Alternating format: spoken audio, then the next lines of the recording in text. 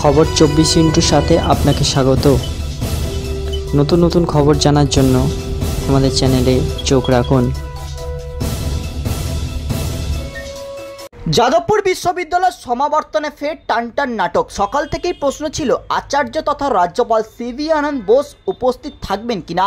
সমাবর্তন নিয়ে আগেই আপত্তি জানিয়েছিল রাজভবন। আচার্যের জন্য অপেক্ষাও করা হয় বেশ কিছুক্ষণ।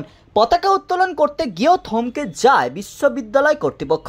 আচার্য আসবেন কিনা এই সংশয় থমকে ছিল পুরো প্রক্রিয়ায়, কিন্তু শেষ পর্যন্ত ফাঁকাই রইল চেয়ার।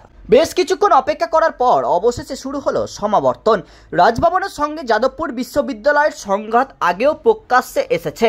গতবারও সমাবর্তন নিয়ে জটিলতা তৈরি হয়েছিল, আচার্যকে ছাড়াই সমাবর্তন হয়েছিল। আর এবার নির্দিষ্ট নিয়ম না মেনে সমাবর্তন হচ্ছে বলে দাবি রাজভবনের।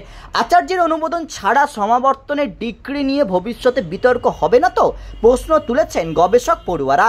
গত শুক্রবার উপাচার্যের সঙ্গে দীর্ঘক্ষণ বৈঠক হয় আচার্যের। কৈফিয়ত তলব করেছিলেন রাজ্যপাল, তাতেও কোনো লাভ হয়নি। শেষ পর্যন্ত আচার্যকেই ছাড়া হলো অনুষ্ঠান। আচার্য সিভি আনন্দ বোস চিঠিতে দাবি করেন স্থায়ী উপাচার্য নিয়োগ করা হবে কিছুদিনের মধ্যে, তখন তাকে সমাবর্তনের দায়িত্ব দেওয়া হোক। তার আগে এত তাড়াহুড়ো করে সমাবর্তনের কোনো প্রয়োজন নেই। ব্যুরো রিপোর্ট, খবর 24/7।